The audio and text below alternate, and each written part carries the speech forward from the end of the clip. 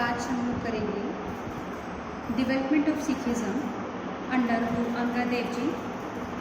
तो 1539 से लेकर के 1581 तक जो है ये टाइम पीरियड सिख इतिहास में बहुत ही महत्वपूर्ण स्थान रखता है। इस समय गुरु अंगद देव जी, गुरु अमरदास जी, गुरु रामदास जी गद्दी में बैठे। गुरु अंगद देव जी ने गुरुमुखी लिपि को प्रिय बनाया, संगत और पंगत संस्थाओं का विस्तार किया और सिख पंथ को उदासी मत से अलग करके गुरु नानक साहिब की वाणी का संग्रह करके अपनी वाणी की रचना करके और गोइंदवाल साहिब की स्थापना करके सिख पंथ के विकास में उन्होंने बहुत ही अहम भूमिका निभाई। तो फर्स्ट ऑफ ऑल हम करेंगे early carrier of Guru Angad Dev ji. तो बर्थ एंड पेरेंटेज। तो गुरु अंगद देव जी का आरंभिक नाम जो था वो क्या था? पहले भाई लहरा जी था। उनका जन्म 31 मार्च 1504 ईस्वी को मते की सराय में हुआ और ये मुक्तसर साहिब से 14 किलोमीटर की दूरी पर था। उनके पिता का नाम फेरुमल था और वे क्षत्रिय परिवार से संबंध रखते थे। वे साधारण व्यापारी थे। उनकी माता का नाम सबधारी देवी था और धार्मिक विचारों वाली औरत थी। नेक्स्ट है चाइल्डहुड एंड मैरिज। तो भाई लहना जी के जन्म के पश्चात उनका जो माता पिता हैं उन्होंने मते की सराय का त्याग करके हरिके नामक गांव में चले गए। कुछ समय के पश्चात वे खडूर साहिब में आ गए और उन्होंने जो है उनका बचपन जो है हरिके और खडूर साहिब में व्यतीत हुआ। पहले जो शुरू से भाई लहना जी दुर्गा माता के भक्त थे, परंतु 15 वर्ष के हुए तो उनका विवाह जो है मते की सराय के निवासी देवीचंद की पुत्री देवी खीवी के साथ हुआ। समय के साथ उनके 2 पुत्र दातू और दासू और 2 पुत्रियां बीबी अमरो और बीबी अनोखी ने जन्म लिया। भाई लहना जी became the disciple of Guru Nanak Dev ji. तो भाई लहना जी गुरु नानक देव जी के साथ उनकी भेंट जो है करने से उनकी भेंट जो हुई उससे पहले वो दुर्गा माता के भक्त थे और हर साल वो जत्था लेकर के ज्वालामुखी जो है वहाँ दर्शन करने के लिए जाते थे। लेकिन वो जिस चीज़ की तलाश में, जिस सत्य की तलाश में थे, उन्हें उसकी प्राप्ति ना हुई। तो एक दिन वो उन्होंने भाई जोधा जी से गुरु नानक देव जी की जो श्रद्धालु थे उनके मुख से आस्था की बात का पाठ सुना। इस पाठ से वो इतने प्रभावित हुए कि उन्होंने गुरु जी के दर्शन करने का निश्चय किया और जब भाई लहना जी अपने जत्थों को साथ लेकर ज्वालामुखी के दर्शन के लिए निकले तो मार्ग में करतारपुर में उन्होंने गुरु नानक देव जी के दर्शन किए। उनके महान व्यक्तित्व मधुबानी को सुनकर वो इतने प्रभावित हुए कि उन्हें ऐसा महसूस हुआ कि उनकी जो तलाश है वो अब खत्म हो गई है, उनकी मंजिल जो उनको मिल गई है। Assumption of guruship. तो भाई लहना जी ने पूर्ण श्रद्धा से गुरु जी की सेवा की। उनके साथ जो है इस गुरु नानक देव जी ने इस समय उनकी जो है काफ़ी कठिन परीक्षा लेते रहे और भाई लहना जी जो है इन परीक्षाओं में पास होते रहे। गुरु नानक देव जी ने भाई लहना की सच्ची भक्ति, अपार प्रेम, उनकी जो श्रद्धा को देखते हुए उन्हें गुरुगद्दी जो सौंप दी और उन्होंने भाई लहना का नाम जो अंगद मतलब वे उन्हें अपने शरीर का एक अंग समझते थे, इसलिए उनका नाम अंगद रखा। तो ये जो 7 सितंबर 1539 ईस्वी की बात है। उस समय गुरु जी ने शरीर त्यागने से पहले, ज्योति समाने से पहले भाई लहना जी को गुरुगद्दी सौंप दी। उसके बाद है डेवलपमेंट ऑफ सिखिज़्म। तो सिख धर्म का जो प्रचार है, जो उसका विकास है वो कैसे हुआ? 1539 में गुरुगद्दी जो है सौंप मिलने के पश्चात वे 1552 ईस्वी तक गद्दी पर रहे। इस समय उन्होंने सिख धर्म में बहुत सारी जो कठिनाइयों का सामना किया, लेकिन फिर भी असंख्य कठिनाइयों का सामना करते हुए उदासियों का खतरा था उनके लिए। और उदासी मत में गुरु जी की गुरु नानक देव जी के पुत्र जो बाबा श्रीचंद थे, इसलिए ये भी उनके लिए एक बहुत बड़ा खतरा था। तो इन सभी को देखते हुए उन्होंने सिख मत को अलग रखा उदासी मत से और उन्होंने सिख धर्म के विकास के लिए अहम भूमिका निभाई। सबसे पहले है पॉपुलराइजेशन ऑफ द गुरुमुखी। तो गुरु अंगद देव जी ने गुरुमुखी लिपि जो है उसको लोकप्रिय बनाकर सिख पंथ के विकास में सबसे महत्वपूर्ण कार्य किया।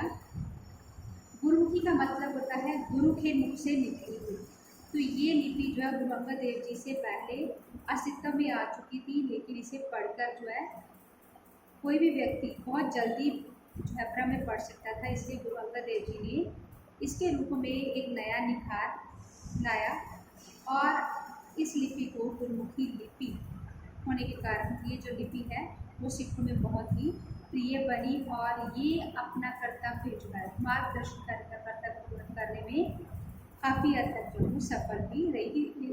जो गुरुमुखी लिपि जो है ये बिल्कुल साधारण भाषा थी और लोगों को इस लिपि में जो सिख का प्रचार, सिख धर्म का प्रचार काफ़ी जो मात्रा बहुत अधिक हुआ।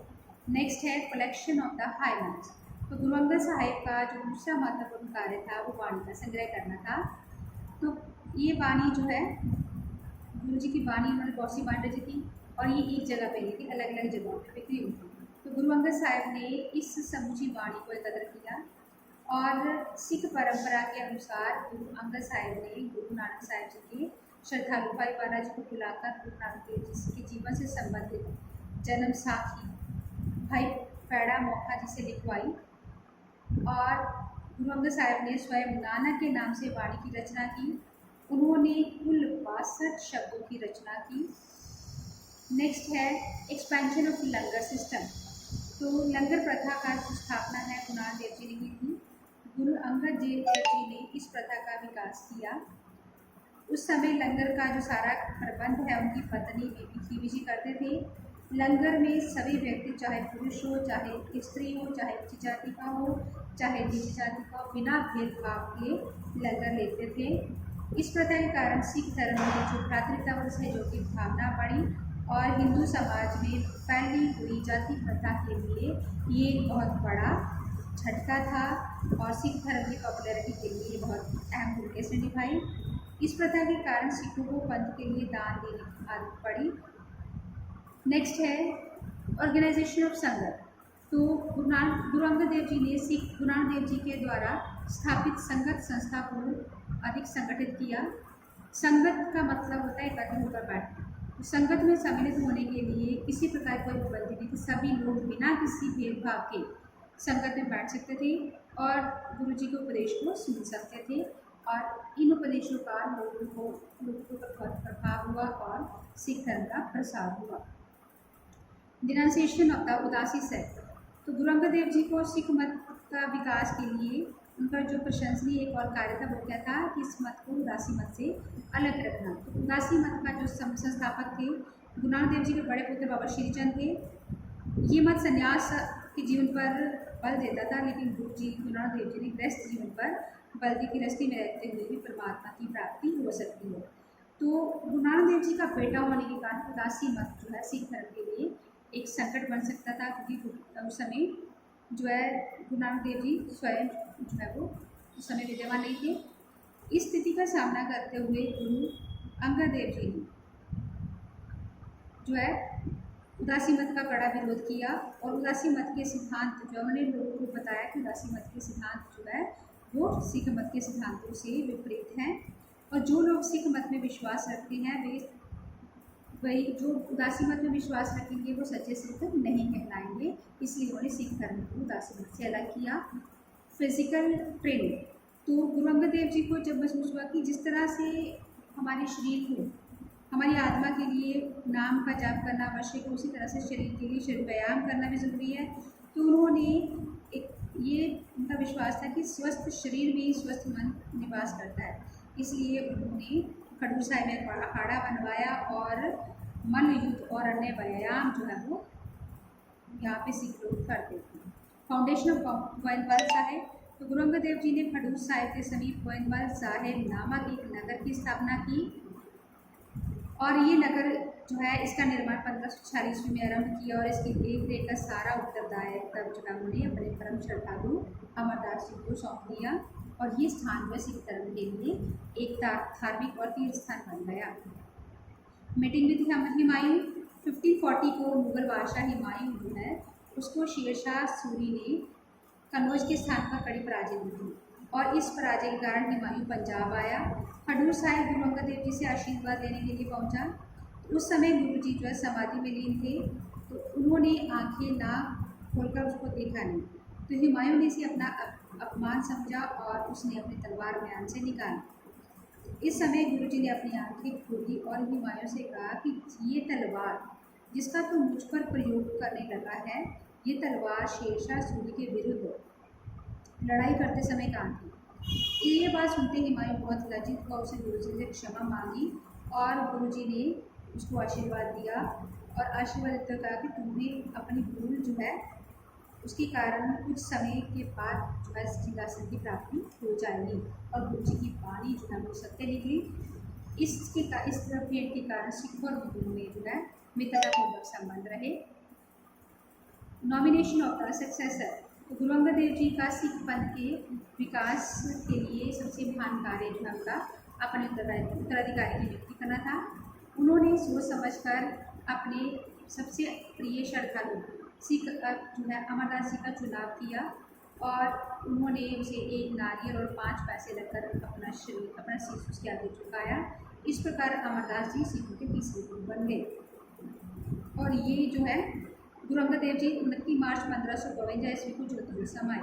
एस्टिमेट्स ऑफ गुरु अंगद देव जी, तो गुरु अंगद देव जी ने अपने गुरुगद्दी के समय के दौरान सिख पंथ के विकास के लिए बहुत महत्वपूर्ण कार्य किए।